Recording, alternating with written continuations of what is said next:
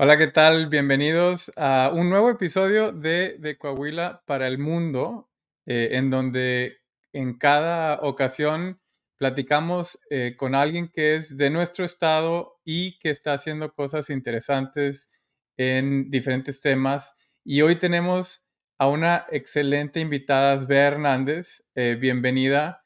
Le iba a cambiar el nombre hoy de Coahuila para el Mundo a de Coahuila para el Universo. ¿Cómo estás? Excelente, hola, mucho gusto, Arturo. Estamos muy bien. Muchas Qué gracias bueno, por me la da mucho invitación. gusto. Excelente. No, gracias por aceptarla. Me da mucho gusto conocerte y no sé cuántos astrofísicos o astrónomos tenga nuestro país y cuántos de ellos estén trabajando o hayan tenido las experiencias que tú has tenido. Supongo que no son muchísimos y estoy muy orgulloso de que seas mexicana y de que seas coahuilense. Ay, muchas gracias. Sí, la verdad, de hecho, sí somos bastantitos mexicanos, y en mi trayectoria he tenido el privilegio de encontrarme con mucho talento mexicano, que realmente es un honor enorme saber que venimos de una tierra tan rica en cuestión de recursos, en cuestión de inteligencia, así es que es realmente un placer vernos en diferentes lugares. No, me parece excelente. Vea, estaba leyendo tu currículum hace ratito otra vez y pocas veces en mi vida me ha pasado que leo 4 o 5 páginas y entiendo algunas palabras. Entendía la palabra galaxia, por ejemplo, o entendía la palabra clúster, pero yo creo que el 80% de tu excelente y larguísimo currículum, pues son cosas que están muy por encima de mi nivel y de mi capacidad de conocimiento. Pero quiero empezar por el principio. Eres de Coahuila. Vi que has regresado a tu escuela primaria y a tu escuela en Musquis a dar una plática que llamas viaje astronómico y has regresado a tu universidad a hablar de cómo te convertiste en astrónoma. Cuéntanos de tu infancia. ¿Eras esa niña que veía las estrellas? Fíjate que tuve una historia un poco menos romántica. Definitivamente mi infancia fue increíble, o sea, vengo de este pueblito Musquis, un pueblo mágico maravilloso, y uno de los privilegios que tenemos nosotros que venimos de pueblos pequeños es que realmente los cielos que podemos disfrutar, que no están contaminados con la luz de las ciudades, o sea, te dan unas vistas increíbles. Y ahí en Musquis puedes definitivamente apreciar la Vía Láctea, que muchas veces uno ni siquiera, o sea, yo crecí de hecho, ni siquiera apreciar, o sea, ese valor increíble. Y la Vía Láctea, si salimos en la noche, cuando la luna todavía no ha salido, dependiendo del día durante el ciclo lunar, muchas veces puedes, sin necesitar binoculares, sin necesitar telescopios, ves una franja blanca en el cielo que parecen como que nubes, pero básicamente esa es la galaxia donde nosotros estamos viviendo y ese es uno de los regalos que Musquis nos da, por ejemplo, si van a visitar al pueblo mágico de Musquis. Y creciendo, crecí en una familia que mi mamá era muy cristiana, en una religión de los adventistas del séptimo día. Y uno de los privilegios que yo tuve al crecer es que en esta iglesia, en esta religión, había muchas actividades de ir a acampar, de ir al río, pasarnos el fin de semana en la naturaleza, disfrutando y básicamente aprendiendo. Me acuerdo, varias personas de ahí de la iglesia nos empezaban a enseñar las constelaciones de nuevo, o sea, poner esto en contexto en un pueblito pequeñito y empezar a recibir un poquito de información de, mira, ese es Orión y esta es la Osa Mayor. Entonces de ahí empecé un poquito, pero no voy a decir, ay, ya me enamoré del cielo. Fue entonces hasta en la preparatoria que de nuevo fuimos a un campamento y fue mi primer encuentro, digamos, entre naturaleza y tecnología Y fue algo súper básico. Uno de los maestros en el campamento empezó a pasar a cada uno de los alumnos un par de binoculares y nos empezó a orientar a usar los binoculares para ver la luna, para ver Marte. Y ahí fue el momento donde empecé a enamorarme, de nuevo, un instrumento tan sencillo como los binoculares. En ese momento nos permitieron ver, por ejemplo, los diferentes terrenos en Marte. O sea, Marte es un planeta que está a cientos de millones de kilómetros de nosotros y aún así, con esto tan sencillo, podíamos ver tipo montañas. Y de la Luna, pues ni se diga, podíamos ver los cráteres.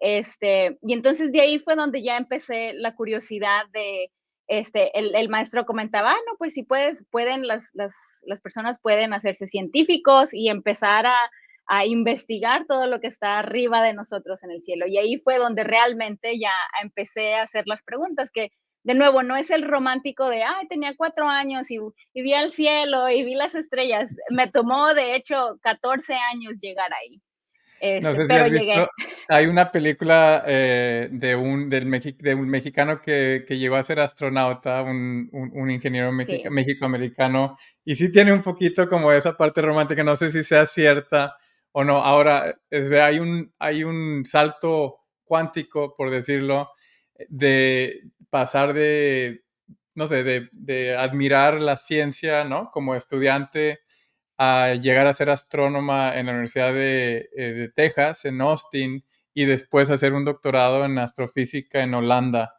eh, y que implica muchas otras cosas, implica aprender matemáticas y física y muchas otras cosas. ¿Cuál fue la parte más difícil de tu etapa formativa para llegar a ser lo que eres hoy?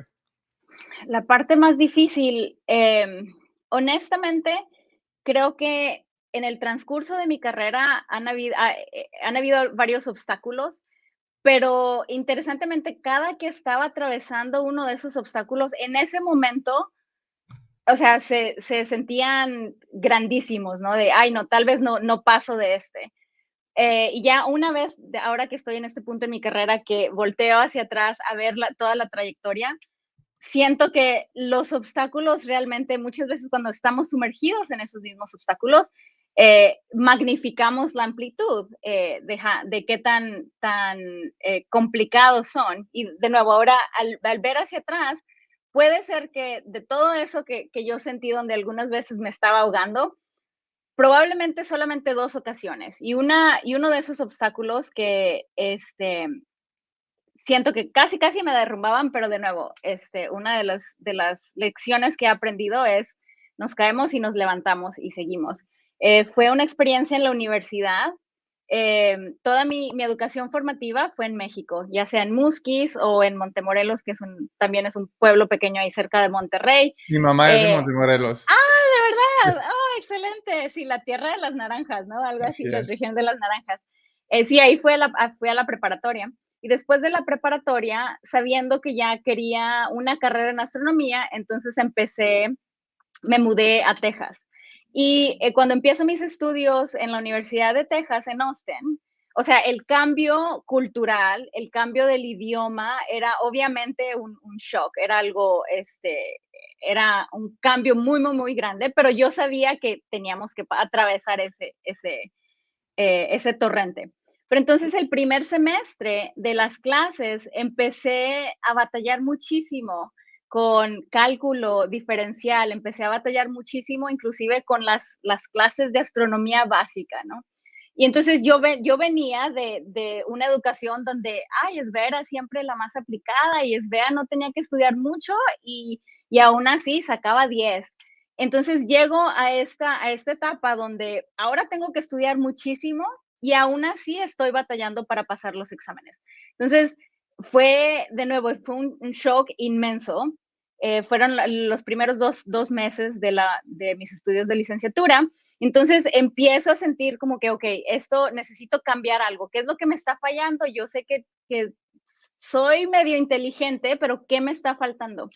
Entonces contacté a una maestra, que en ese tiempo solamente había 2 maestras astrónomas en la universidad y ya las dos eran de edad avanzada. Y una de las maestras que me estaba dando una de las clases de astronomía, introducción de astronomía. Hice una cita con ella y entonces le comenté que estaba batallando con todas las clases de matemática, las clases de física y las clases de astronomía. Y le comenté, acabo de mudarme a Estados Unidos, vengo de México, pero yo, o sea, inclusive mi formación también tenían bases matemáticas y físicas. Y la maestra en 5 minutos me dice, ¿sabes qué, Asbea? Si estás batallando en este nivel, con la introducción a astronomía, con las primeras clases de física y matemáticas, astronomía, astrofísica no va a ser para ti. Así es que ahorita que estás empezando, realmente te recomiendo, no pierdas el tiempo. Considera, habla con un consejero y considera otras opciones, alguna otra carrera. Entonces, de nuevo, esta recomendación venía para mí, de una autoridad astrofísica, ¿verdad? Entonces, regreso, me acuerdo claramente ese día, regreso a mi departamento llorando como nunca. De nuevo, un año atrás, 2 años antes de llegar a ese punto, había iniciado con la ilusión, quiero llegar a trabajar en la NASA. Entonces, fue la primera persona que para mí era, de nuevo, una autoridad en astrofísica, una autoridad en astronomía. Entonces, ¿quién era yo para dudar? O sea, ella sabía mucho mejor que yo. Claramente me tomaron más de un día, más de 24 horas recuperarme de eso. Seguía yendo a mis clases, pero regresaba a mi departamento llorando y lloraba todas las horas restantes del día. Me tomó alrededor de un par de semanas. Entonces decidí regresar con el consejero. Es una persona distinta que básicamente analiza, ok, cuáles son los problemas que estás teniendo y te da supuestamente también una opinión profesional, pero fuera del contexto de la carrera específicamente en astrofísica. Le comenté los problemas y fue la segunda opinión y me comentó, ¿sabes qué?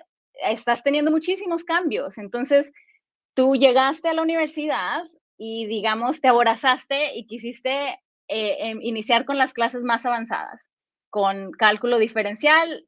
Tal vez sí, en México, tal vez aprendiste algo, pero esto es un sistema distinto. Bájale un nivel, empieza a ver cómo te funciona un nivel un poco más abajo. O sea, Entonces dije, como bueno, agarra un poquito, o sea, agarra un poquito de carrera primero antes de volar. exacto, antes empieza a agarrar un poquito de vuelo antes de brincar. Ya. Y entonces dije, bueno, eso, si ahorita mi opción es dejar astronomía, astrofísica, o intentar probar este nuevo método, entonces dejé, creo que eran 2 clases avanzadas que estaba tomando. El consejero me ayudó a transicionar a unos cursos distintos y de ahí en adelante todo fue, de nuevo, obviamente como cualquier licenciatura con sus complicaciones, pero solo era cuestión de seguir estudiando, de seguir dándole.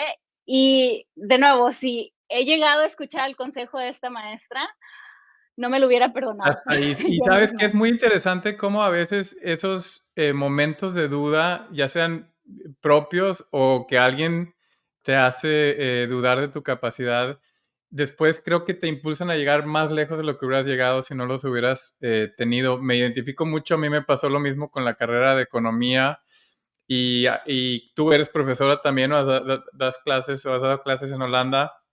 Yo también cuando veo a alguien en esa situación, lo que hago es lo mismo, ¿no? Impulsarlos se va a poner más fácil y en 10 años ni te vas a acordar de cómo te sentías en este momento. Ahora, hoy estás, y no, no sé qué tantos años llevas ahí, pero hoy estás haciendo un postdoctorado en Ahorita eh, ya tengo posición de astrónomo, allá así, eres una astrónoma en el sí, Space Telescope Science Institute, que correcto, es en Baltimore, ¿verdad? En sí, Maryland. Es el instituto ligado a los dos telescopios más importantes que tiene el planeta Tierra. sí. El Hubble, que es un telescopio anterior de los noventas, de la década de los noventas, Se lanzó y en el 1990. 90 y el James Webb, que fue una inversión de 10,000 millones de dólares, Sí, sí. que lo terminaron hace un par de décadas más o menos. No, lo acabamos de lanzar en el 2021. Pero En empezó hace 2 diciembre, décadas.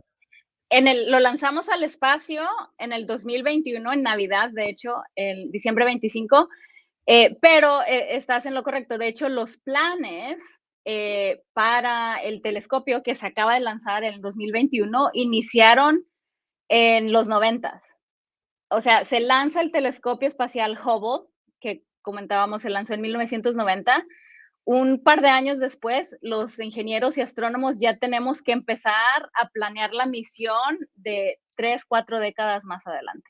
Sí. Entonces, sí, se toman muchísimos años y obviamente mucho esfuerzo y sudor y todo. ¿Cuánta gente tiene acceso a las imágenes que tú tienes, que recibes del telescopio web?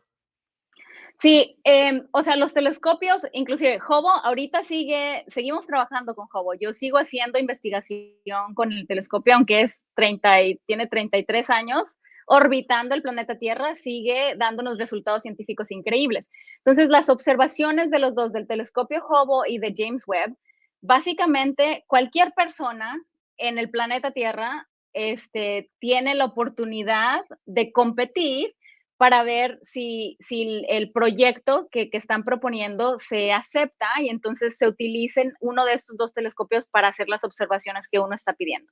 O sea, tú Inclusive, aplicas, tú eres un científico, ¿tienes que ser científico, por cierto, o no puedes? tienes, no, puede ser, no necesitas tener un título doctoral, no necesitas tener licenciatura si estás en la preparatoria.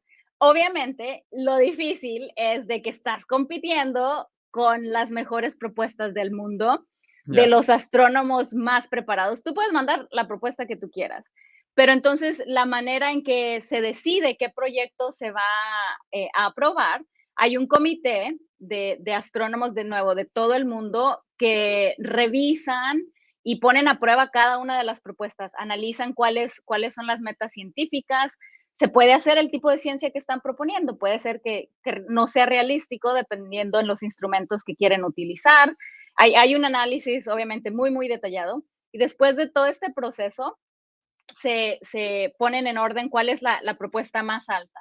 Y básicamente, por ejemplo, en el último ciclo de James Webb, se recibieron aproximadamente 2,000 propuestas. De esas 2,000 propuestas, se van a aprobar tal vez un 6, 7% de las propuestas. Entonces, la probabilidad de que te aprueben es muy, muy pequeña. Pero una vez que se aprueban las propuestas, los telescopios recolectan las observaciones, estas imágenes increíbles, y estas imágenes, los astrónomos que propusieron la propuesta, valga la redundancia, usualmente tienen la oportunidad de ser los únicos que analicen esas observaciones por un periodo de gracia aproximadamente 6 meses.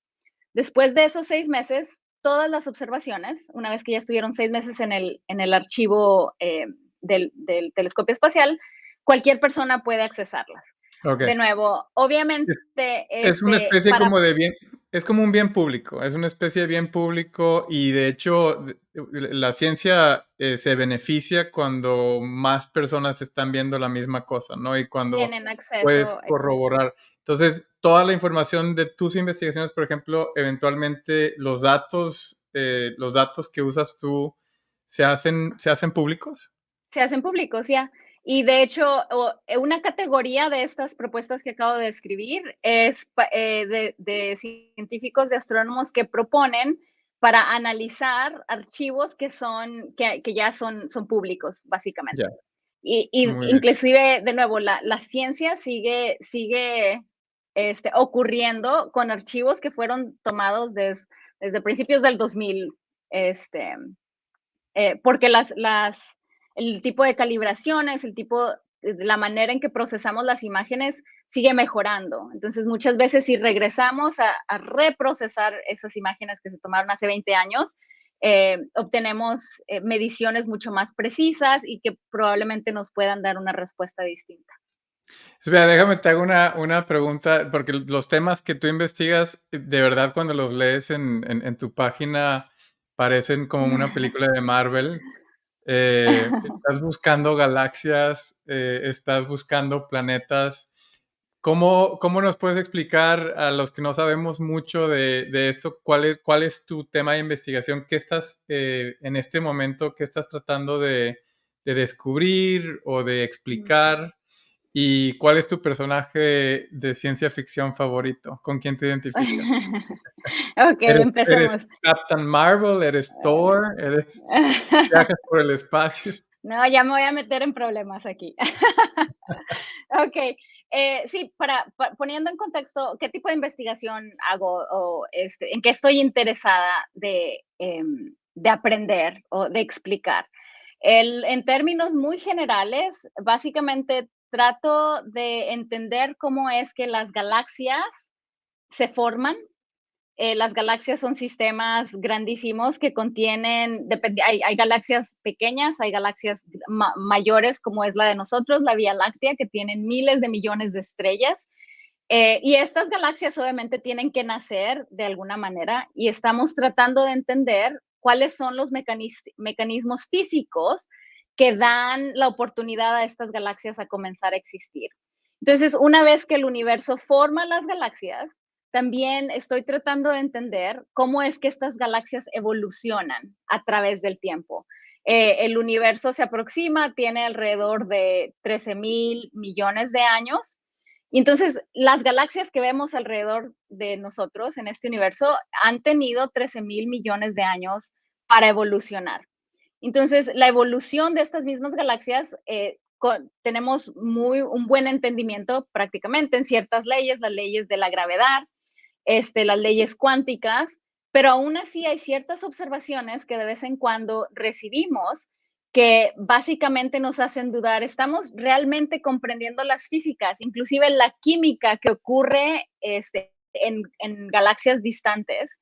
Y es básicamente entender todos esos conceptos que hasta algún punto serían básicos. Uno de los componentes que a mí me interesa muchísimo es aprender sobre la química de las galaxias. Y puede decir uno, bueno, pero ¿qué tiene que ver la química con estrellas? Y bueno, resulta que como astrónomos, como astrofísicos, tenemos una idea del origen de diferentes elementos, no de todos, pero por ejemplo tenemos teorías y hemos confirmado con observación dónde se produce el oro en estas explosiones muy, muy potentes que hacen que ciertos átomos se unan y entonces empiezan a generar oro. Sabemos en qué eventos, en qué fenómenos se produce el magnesio, el calcio, el hierro. Entonces, hay diferentes eventos naturales que producen diferentes elementos químicos. Entonces, si yo estudio una galaxia y estudio la cantidad de hierro que esta galaxia tiene, esa pieza de información me da muchísimo detalle en la historia pasada de esta misma galaxia. Espero que no los haya hecho mucho No, ¿sabes? Se bolas. me hace muy interesante, no sé si viste esta película, muy famosa que es realmente sobre el cambio climático, pero la historia se llama Don't Look Up.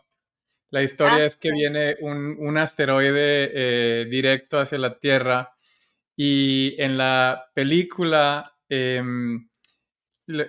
unos de los protagonistas están tratando de extraer minerales del asteroide, ¿no? Como que lo ven como tenía oro y platino y no sé qué otras cosas. Ujú.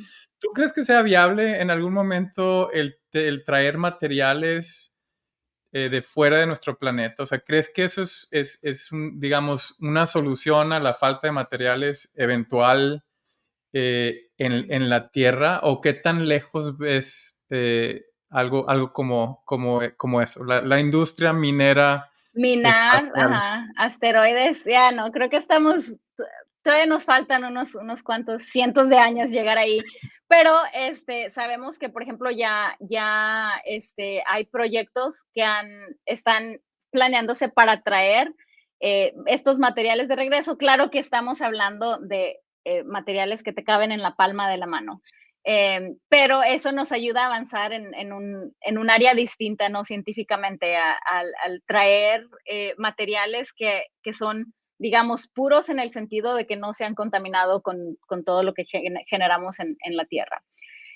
Creo que como seres humanos, una de las cosas por las cuales a mí me fascina la astronomía es el poner en contexto lo que somos nada. Somos tan pequeñitos, pero como mencionaba, o sea, por pequeños que somos, el entender, el poder racionalizar de dónde vienen los mismos elementos que conforman nuestro cuerpo, o sea, por insignificantes que somos en el contexto de este vasto universo, hemos tenido la inteligencia de entender cómo nos hemos formado a través del hierro, del magnesio, del calcio. Entonces, eso para mí creo que muchas veces no apreciamos ese concepto de. Pero vámonos al otro lado, vea, porque si puedes estudiar la creación de algo como nuestra galaxia o de algo como nuestro planeta, supongo que también puedes estudiar qué le pasa a un planeta como el nuestro y cómo se destruye o qué pasa en el futuro. ¿Qué lecciones has tomado de... Yo sé que has buscado planetas similares a la Tierra, o tengo entendido que ese es como parte de tu de uno de tus temas de investigación. Eh, ¿qué lecciones te traes para el planeta Tierra? Sí, la investigación de planeta extrasolares, creo que se le llama en español, esa es un área que colaboramos aquí en el instituto, pero no es la investigación que mi grupo de ciencia dirige, pero en cuestión de lo que hemos aprendido como astrónomos en general, sabemos, en el contexto de nuestro planeta Tierra, tenemos una idea de lo que va a ocurrir con el Sol en los próximos 4,000 millones de años.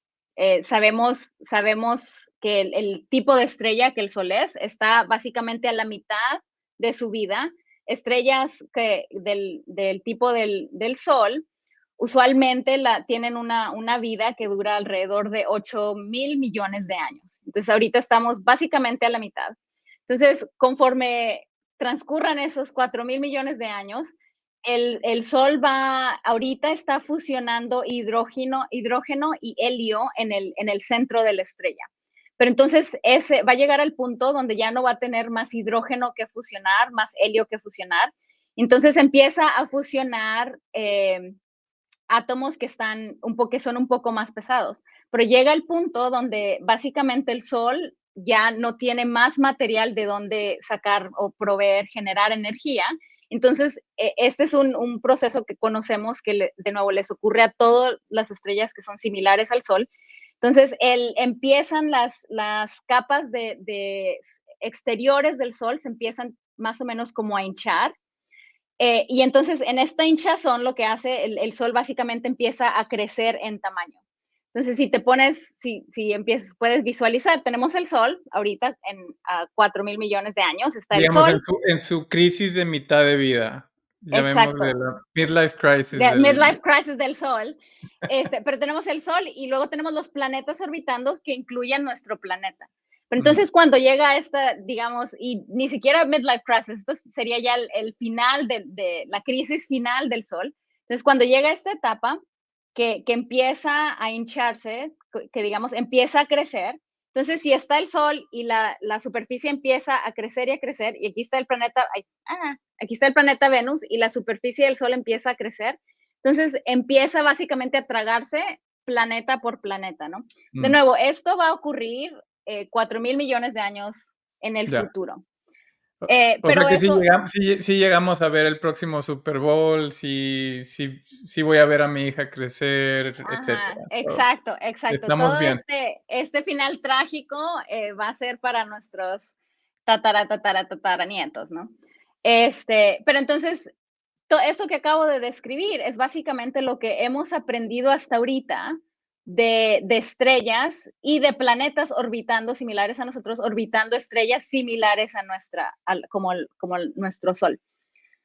Este es Te voy a hacer una solamente. pregunta, Sí. te voy a hacer una pregunta personal.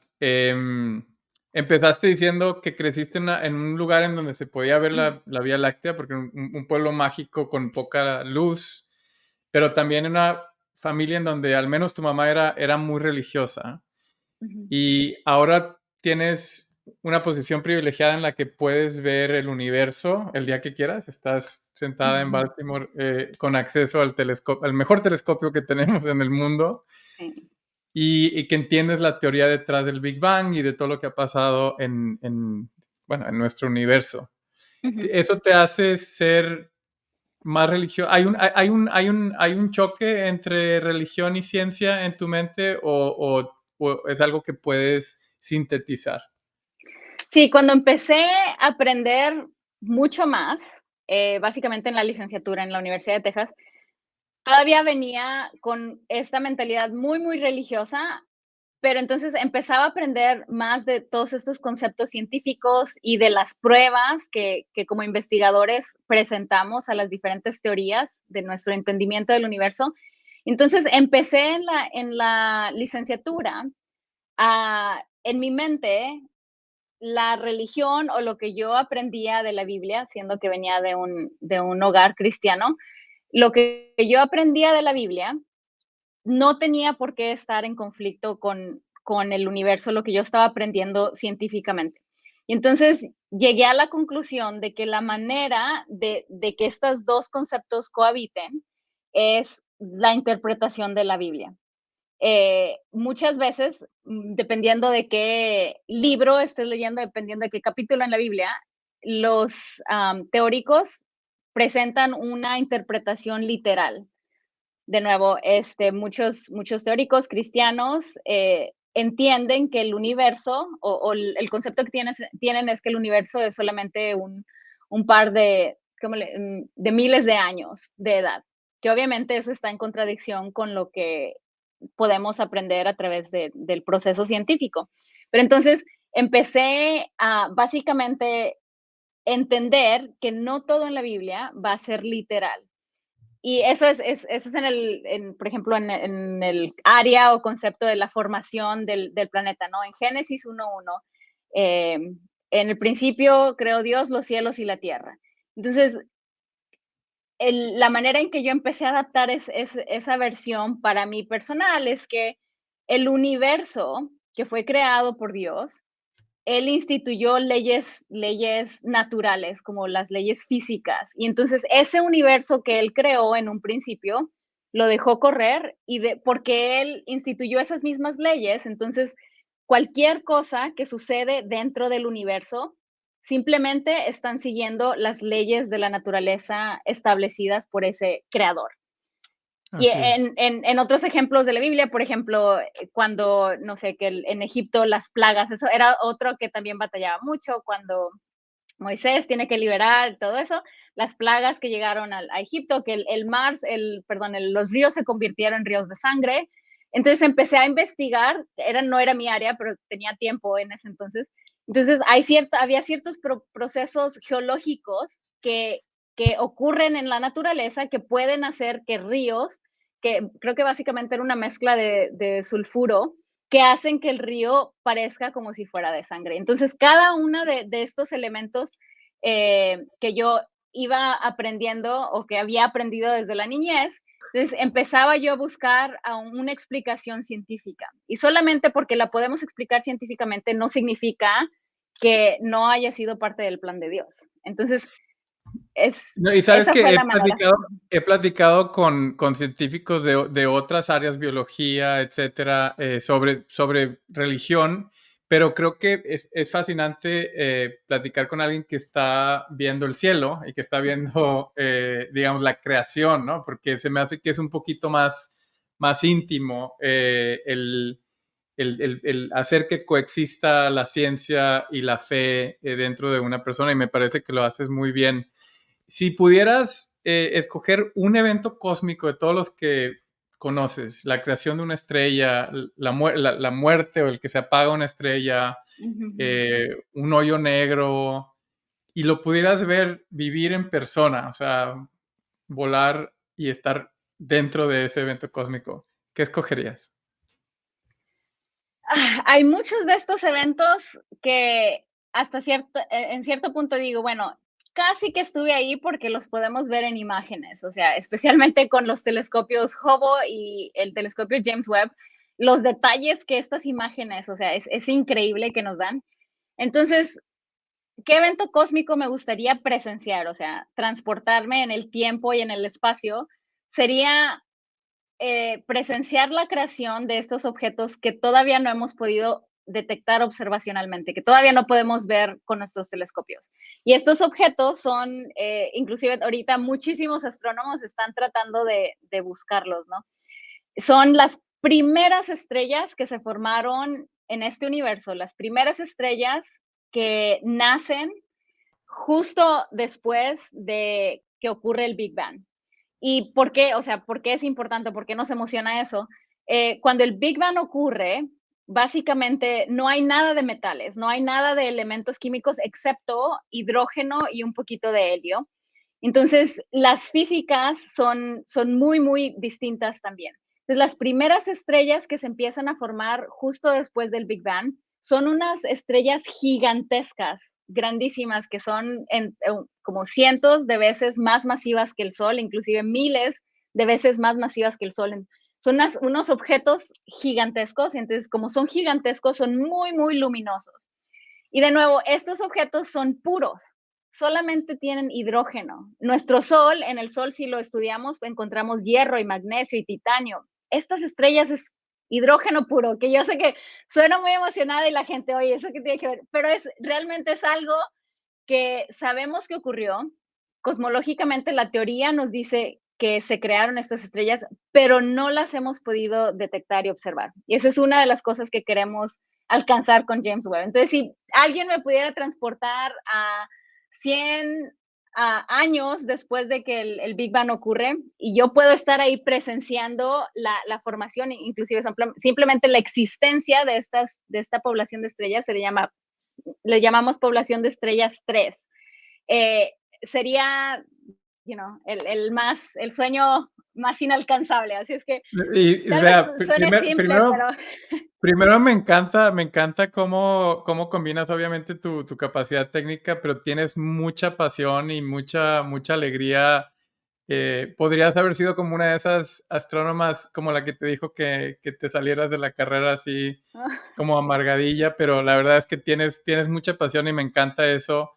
Y segundo, me gusta que o sea, sabemos que, o creemos que el universo es infinito hacia todos lados, ¿no? Entonces, algo que sea, no nos podemos ni siquiera imaginar el tamaño del Sol en realidad, o sea, podemos ujú, tener un número, pero no te lo puedes imaginar en realidad. ujú. Pero se te hace chiquito el Sol, dices, no, pues es que yo quiero ver un Sol más No grande, es nada. No es nada mil el veces sol más grande comparado a que el las Sol. bestias que estoy describiendo, no. Y mil veces más brillante. Entonces ya el Sol ya es X ahorita. Vamos por esas estrellas del principio Sí. del universo. Déjame te hago una pregunta. Regresando a tu infancia, regresando a Coahuila, hay muchas jóvenes en nuestro estado que no tienen una idea de lo que quieren hacer en el futuro, que no saben si tienen la capacidad de llegar a hacer algo como lo que has logrado tú. ¿Qué consejo les das a la juventud cuando platicas con ellos, a tus estudiantes, cuando regresaste a tu escuela? ¿Cuál es tu consejo para una joven coahuilense?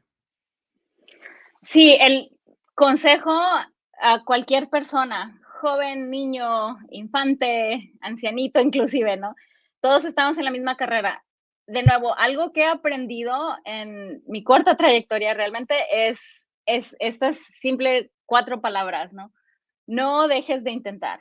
Eso es lo único. En cualquier contexto, si todavía no sabemos qué es lo que queremos hacer cuando crezcamos, cuando seamos grandes, no dejes de intentar. Iniciar esa curiosidad, investiga. Me gustaría ser maestra, me gustaría ser ingeniero, me gustaría ser químico. No dejes de intentar. Una vez que ya tienes la meta que quieres alcanzar, quiero ser ingeniero en electrónica. No dejes de intentar. De nuevo, creo que la definición en la vida es básicamente, eh, se me vino la palabra en inglés solamente. Siempre vamos a tener obstáculos enfrente de nosotros. Es parte de la vida. Adoptar estas 4 palabras realmente y casi que grabárnosla en la frente, no dejes de intentar, muchas veces nos vamos a caer, como lo mencionaba, o sea, estuve derrotada por casi 2 semanas en la universidad, y el no dejar de intentar, batalla tras batalla, es lo que te va dando estas pequeñas victorias, paso por paso.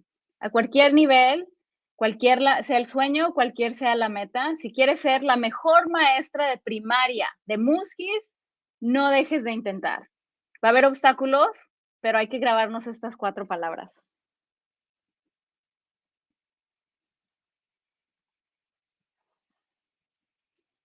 Se me fue el sonido, Arturo, perdón, no, ya no te Perdón, escucho. no, decía Ya. con estas 4 palabras, vamos a dejar este episodio, pero no vamos a dejar de seguir tu trayectoria. Como dices, apenas vas empezando y estamos muy, muy orgullosos de tener a una coahuilense, a una mexicana como tú, viendo a las estrellas y a las galaxias. Y te felicito de verdad por todo lo que has logrado, por todo lo que sé que vas a lograr con esa filosofía de seguir tratando, y te felicito por tu humildad y por tu pasión por lo que haces. Es de verdad, me inspira muchísimo. Y espero que podamos seguir platicando contigo en el futuro, aprendiendo. Tengo miles y miles de preguntas sobre el universo. Me imagino Mándamelas, que, ya te las contesto. me imagino que todo el mundo podría hablar contigo horas y horas, pero por ahora te agradezco por ser parte de este programa. Y de nuevo, gracias a ti, Arturo. Es un placer ser parte de este tipo de iniciativas. Cada que recibo una invitación, gente como tú es lo que necesitamos en todas partes de nuestro país. Así es que muchas gracias también por tu trabajo de divulgación. Excelente. Muchas gracias y nos vemos en la próxima. Hasta luego.